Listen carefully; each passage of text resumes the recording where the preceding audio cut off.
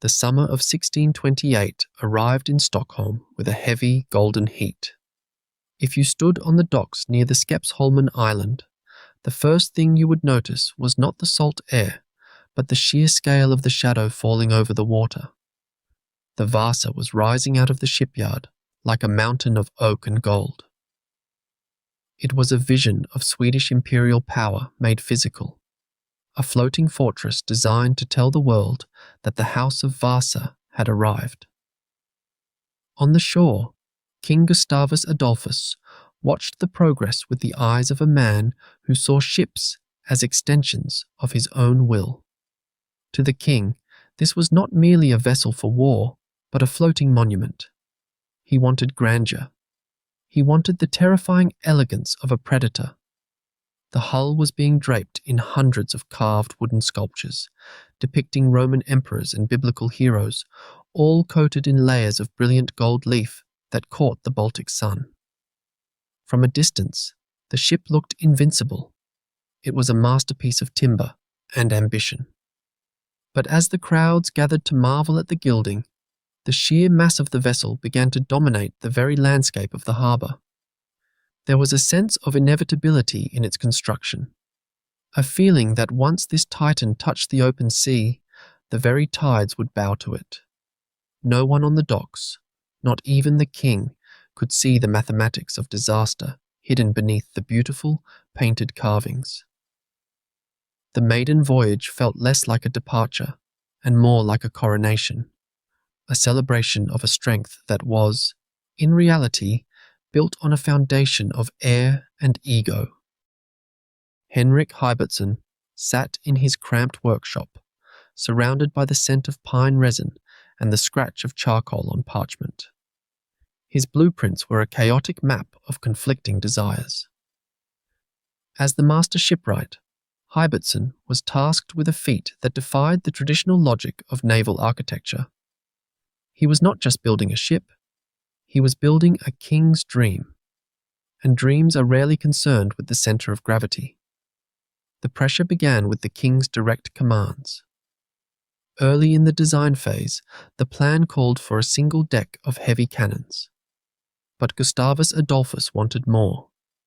He wanted a second gun deck, a continuous line of firepower that would make the Vasa the most formidable warship in the Baltic.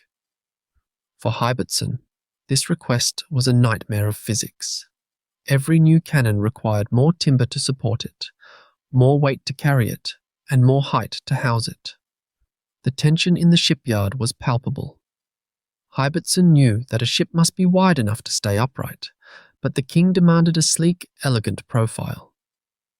To add a second deck of heavy bronze guns meant the ship had to grow taller, and a taller ship is a ship that catches the wind like a sail.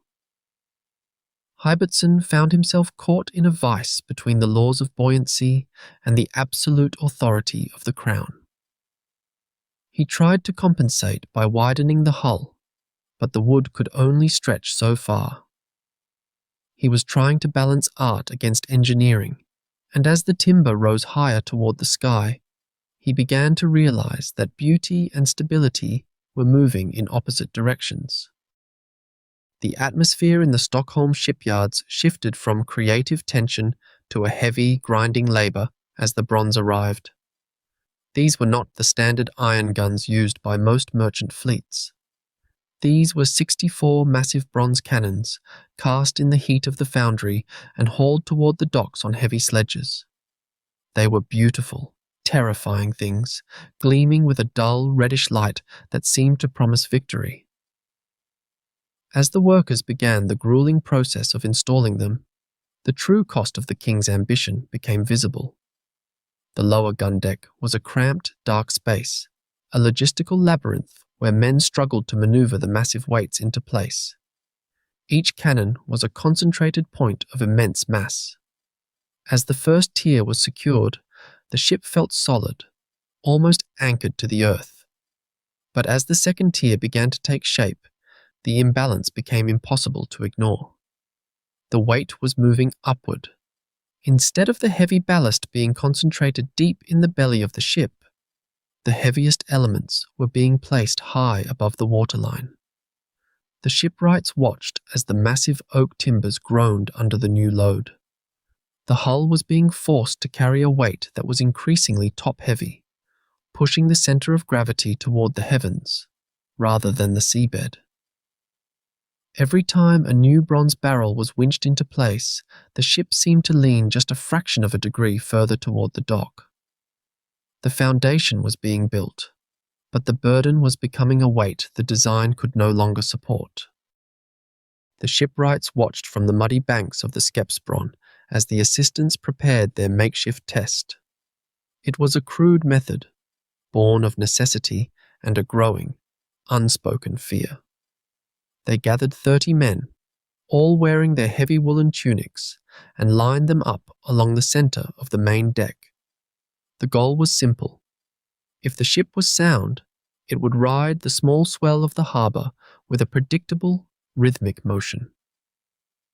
The command was given, and the men began to march in unison toward the starboard rail. As the weight shifted, the Vasa did not merely tilt, she leaned.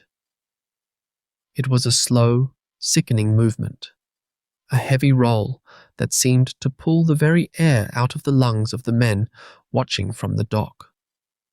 The massive oak timbers groaned, a sound like teeth grinding together in the dark. When the men reached the edge, the ship hung there, suspended at an angle that felt unnatural for a vessel of such immense scale. One assistant, a man who had spent 20 years working the Baltic yards, wiped his hands on his apron and looked at the waterline. The ship stayed tilted far longer than it should have. It lacked the snap, that immediate return to center that a stable hull possesses. He whispered something to the foreman, a comment about the height of the upper works, but the words were swallowed by the sound of the wind. The decision was made to proceed. The math of the king was more absolute than the intuition of the sailors. The sway was noted, recorded in a ledger, and then buried under the immediate pressure of the royal schedule. The shipyard was a riot of color and noise. The Vasa was no longer just a hull of oak and iron. She was a floating palace, draped in the gold leaf and intricate carvings that the king had demanded. Sculptures of lions, emperors, and gods stared out from the stern, their painted eyes gleaming in the Swedish sun. To any passerby, she was the most magnificent object in northern Europe. The final stones of ballast were being lowered into the hold, meant to provide the weight that would anchor her against the wind. But the distribution was already wrong. The massive bronze cannons on the upper deck acted like a heavy pendulum. Pulling the ship upward and outward, the workers moved the stones with a desperate kind of haste, trying to compensate for a physics problem that could not be solved with mere rocks. A group of veteran dockworkers stood near the gangplank, their faces grim. They pointed to the way the ship sat in the water, noting the unevenness of the hull. They spoke of the center of gravity, of the way the ship felt light, almost hollow, despite its size. But their warnings were treated as the grumblings of men who lacked vision. The royal inspectors arrived with their silks and their fine lace, focused entirely on the perfection of the carvings and the shine of the bronze. They saw a masterpiece of Swedish power. They did not see the instability. They saw a triumph of art, and in the presence of the crown, the practical reality of buoyancy was considered a secondary concern. August 10th, 1628, arrived with a deceptive stillness. The waters of the Stockholm harbour were like glass, reflecting the towering masts of the Vasa as she prepared to leave her berth. The air was heavy, the kind of morning that promises a long, hot day. On the deck, the tension was palpable. The crew moved with practiced efficiency, hauling on thick hemp ropes as the signal was given to weigh anchor. The heavy iron chains rattled against the wood, a rhythmic clanking that signaled the beginning of the end. For a few moments, The ship sat motionless, a giant waiting to be awakened. Then the wind arrived. It was not a storm, but a sudden, sharp gust that caught the massive expanse of the canvas sails. The effect was instantaneous. The wind hit the sails, and the Vasa did not lean into the breeze as a stable ship should. Instead, she buckled. The entire vessel heeled sharply to the side, a sudden and violent tilt that sent the crew stumbling toward the railings. The masts groaned under the pressure, and for a terrifying second, the deck felt as though it might never right itself. The ship was caught in a struggle between the wind pushing her top and the water trying to hold her bottom. As the tilt deepened, the silence of the morning was broken by the sound of the sea rushing toward the open gun ports, waiting for the moment the ship would lean just a little bit further.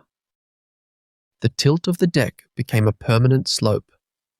On the upper tier, the heavy bronze cannons shifted in their carriages, their iron wheels screeching against the oak floorboards.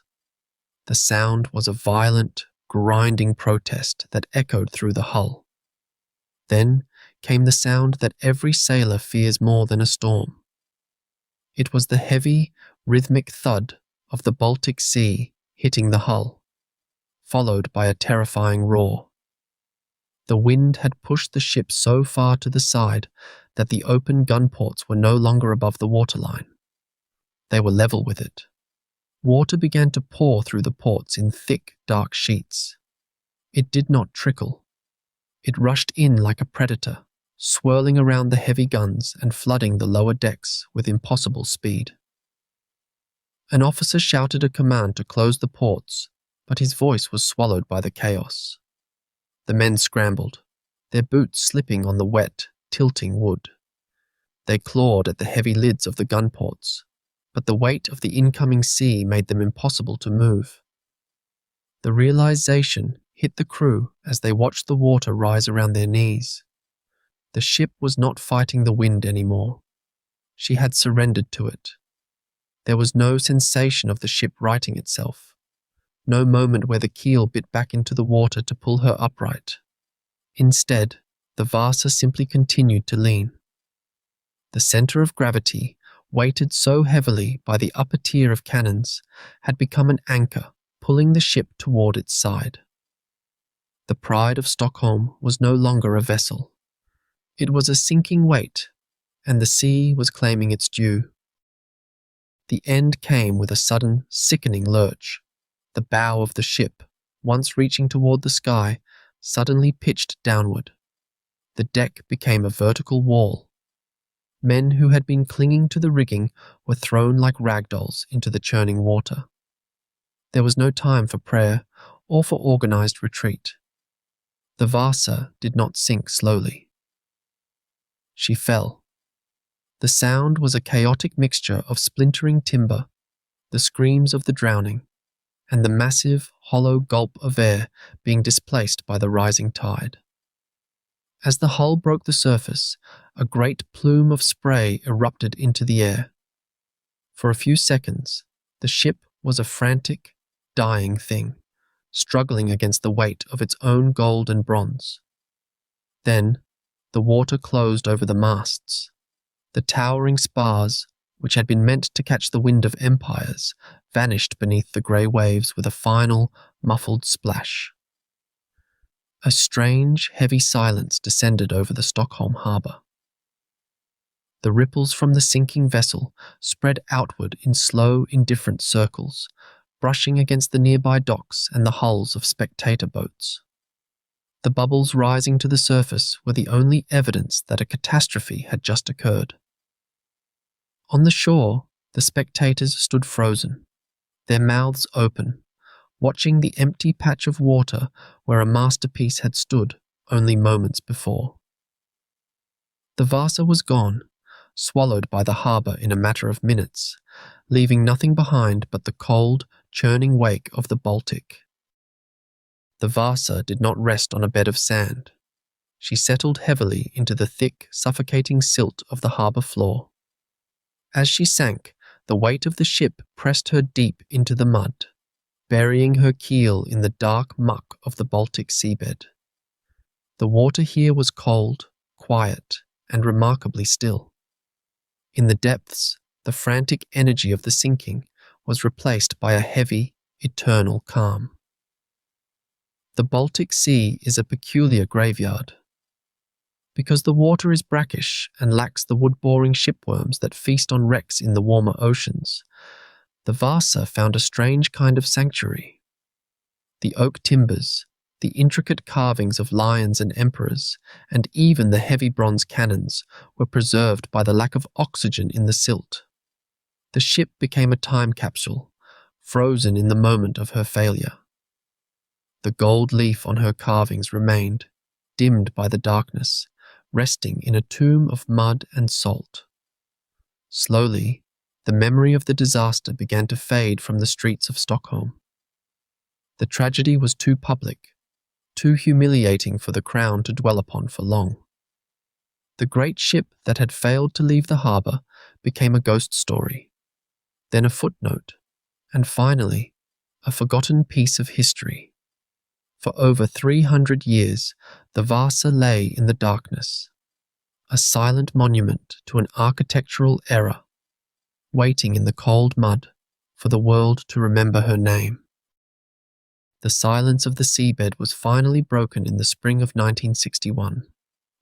Anders Franzen, a man who had spent years studying the dark waters of the Baltic, guided divers toward a shape that did not belong in the silt.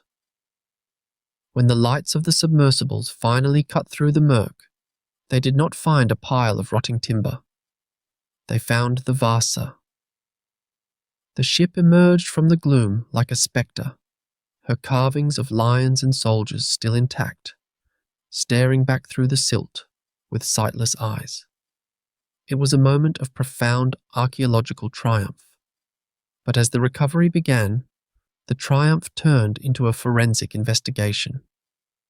The modern engineers and historians did not just look at the beauty of the ship, they looked at the math. As the massive oak timbers were brought into the light of the 20th century, the physical evidence became undeniable. The ship was top-heavy. The center of gravity sat far too high, a direct consequence of the extra gun deck added at the insistence of the crown. The bronze cannons, those heavy symbols of Swedish power, had acted as weights at the highest possible point of the vessel. The recovery revealed the true cost of the disaster. It was not a failure of craftsmanship, but a failure of obedience. The shipwrights had known the physics were wrong, but the royal mandate had overridden the laws of buoyancy. The Vasa was a monument to the danger of an ego that refuses to listen to the experts. As the ship was eventually raised and placed in her museum, she stood not as a symbol of naval might, but as a permanent wooden reminder that even the greatest empires can be brought down by a single, ignored warning.